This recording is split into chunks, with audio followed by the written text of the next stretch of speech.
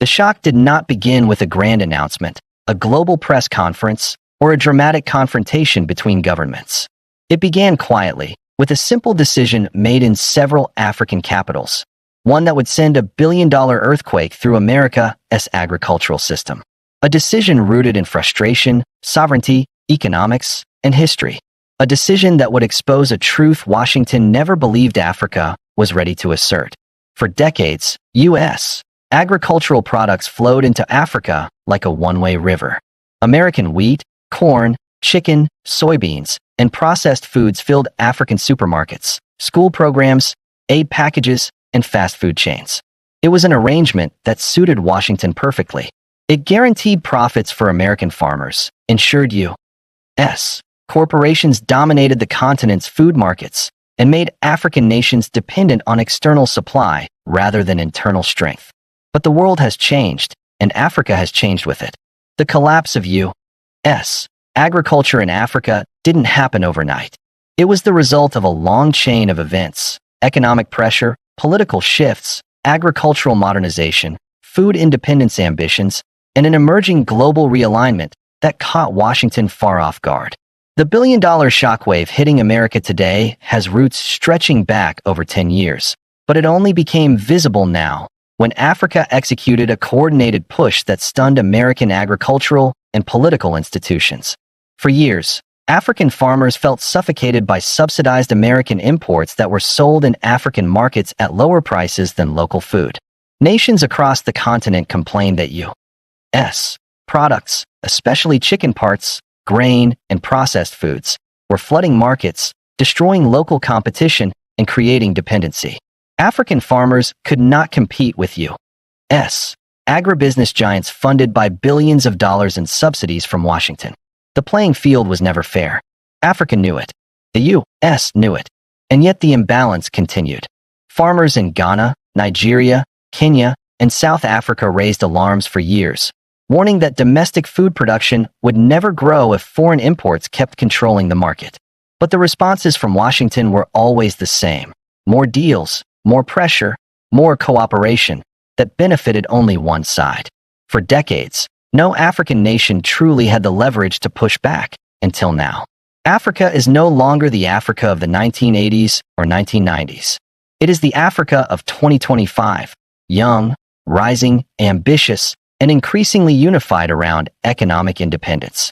New alliances with BRICS nations provided Africa with new trading options outside of U.S. influence. Rising local industries, modernized farms, new agricultural technologies, and massive continental food projects shifted Africa's priorities from dependency to sovereignty. The African Continental Free Trade Area strengthened regional agricultural trade. Large-scale irrigation projects, fertilizer plants, and African-owned food processing facilities started to flourish. Little by little, the foundations of U.S. agricultural dominance in Africa began to crack. The collapse came when African nations, one after another, announced new restrictions, new bans, new tariffs, and new certification requirements on U.S. agricultural imports. Countries that had been the largest buyers of American food products suddenly changed course. South Africa, Nigeria, Ethiopia, Kenya, Algeria, and even smaller nations like Rwanda and Senegal all moved to cut U.S. agricultural access. What made it different this time was not that one country resisted American food. What made it historic was that several nations acted in near unison. Washington expected African nations to negotiate. Instead, they coordinated. Washington expected outrage to be temporary. Instead, it grew. Washington expected African markets to crumble without U.S. food. Instead, they adapted faster than anyone predicted. At first, American agricultural corporations dismissed the shift as temporary. They believed Africa would come crawling back, because for decades, Africa always did. But this time, Africa didn't return. It doubled down. Local farmers received more government support. African food processing companies rapidly expanded. Egyptian wheat deals replaced American wheat. Brazilian and Argentinian soybeans filled the gap left by the U.S. Russia and China stepped in with offers Washington never expected: massive investments, fairer pricing, joint ventures, and long-term cooperation that Africa had never seen from the U.S. Suddenly, the supposedly irreplaceable role of U.S. agriculture in Africa vanished almost overnight. The billion-dollar loss hit the U.S. in multiple waves. The first wave came from direct export cuts, lost sales of chicken, wheat, soybeans, corn, and processed manufactured foods. The second wave came from logistical collapse. Shipping companies, exporters, and middlemen all lost their African contracts. The third wave came from agricultural futures markets, which panicked as the U.S. lost one of its fastest-growing regions. Investors realized that Africa was no longer a passive market. It had become a global economic player making independent decisions. The final wave came as African countries renegotiated old contracts, ending long-term agreements that had favored the U.S. for decades. Washington officials were stunned, not because Africa rejected American agriculture, but because Africa acted collectively, strategically, and confidently. This was not an emotional reaction. It was a carefully planned shift toward food sovereignty and economic independence. Africa had been laying the groundwork for years, quietly building the capacity to replace American imports. The U.S. simply never believed Africa would succeed. Part of the shockwave came from something deeper than economics. Africa has grown tired of being treated as a dependent continent. This move was symbolic, a powerful message that Africa can choose its partners freely, without pressure or manipulation. It was a declaration of independence in the strongest economic terms. The U.S. misunderstood what Africa wanted. Africa did not want aid. Africa did not want dependency. Africa wanted fairness, respect, and equal partnerships. When Washington failed to deliver that, Africa turned elsewhere. The American agricultural lobby is now pressuring the White House to act, launching campaigns to restore access to African markets. But Africa is not waiting. The continent is planting more, producing more, processing more, exporting more, feeding itself more.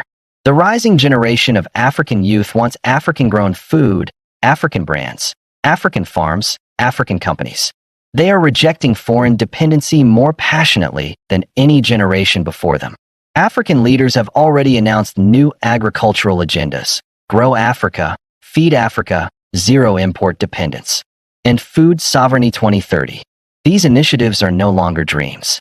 They are plans backed by billions in investment from African governments and new international partners. Some American officials warn that Africa is falling into the hands of new global powers. But Africans are clear. They are not falling. They are choosing. They are choosing what benefits their people. They are choosing what grows their economies. They are choosing what strengthens their sovereignty. And for the first time, they have the leverage to make those choices freely. The collapse of U.S. agriculture in Africa marks a turning point not only in African economics, but in global geopolitics. Africa has declared that it will no longer be the world's dumping ground for cheap subsidized foreign products. Africa wants trade, but it wants trade that empowers Africans. Africa wants partners, but it wants partners that respect Africa's rise. Africa wants growth, but it wants growth driven by African hands, African brains, and African soil. This collapse has sent Washington scrambling, trying to understand how it lost one of the fastest growing markets in the world. They underestimated Africa. They misunderstood Africa. They took Africa for granted. And now, they are paying the price. The billion-dollar shockwave is just the beginning. Analysts predict the losses could reach $3 billion in the next 5 years as Africa builds stronger agricultural independence. American farmers are already feeling the impact. Exporters are losing contracts. Rural American states reliant on agriculture are panicking. Lobbyists are demanding trade deals that Africa is no longer interested in signing. Africa is not isolating itself. It is strengthening itself. And in doing so, it has exposed a truth Washington never imagined. Africa no longer needs the United States the way it once did. The psychological shock in Washington is even bigger than the economic one. For the first time, Africa is not reacting to global powers. It is directing its own path. This shift is redefining global power structures, food markets, and geopolitical alliances. The irony of the situation is that U.S. leaders always preached free markets. Yet when Africa chose a free market decision that didn't benefit America, Washington panicked. African nations argue that the U.S. should see this as a wake-up call. If America wants to be part of Africa's future, it must change its approach. It must treat Africa as an equal, not a subordinate. Africa's long struggle for food independence has entered a new chapter. Instead of importing foreign solutions, Africa is growing its own. Instead of relying on foreign grain, Africa is strengthening its own food chains. Instead of feeding foreign farmers, Africa is feeding its people. And instead of being a passive global actor, Africa is actively reshaping global power dynamics. The collapse of U.S. agriculture in Africa proves something larger than economics. Africa has reached a point of confidence, power, and unity that can no longer be ignored.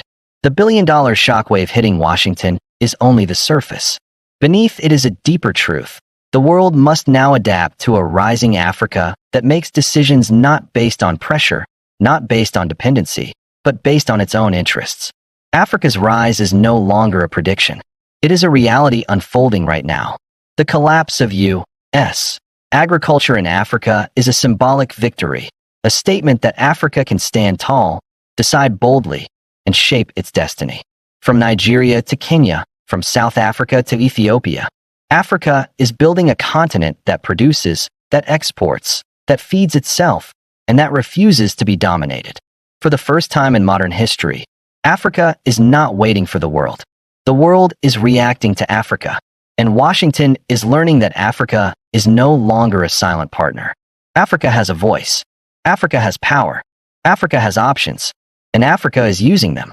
This is the billion-dollar shockwave reshaping the global agricultural landscape. America is feeling the impact. Africa is feeling the rise. The world is witnessing a new chapter. And history will remember this moment as the day Africa reclaimed control of its food future and changed the world in the process.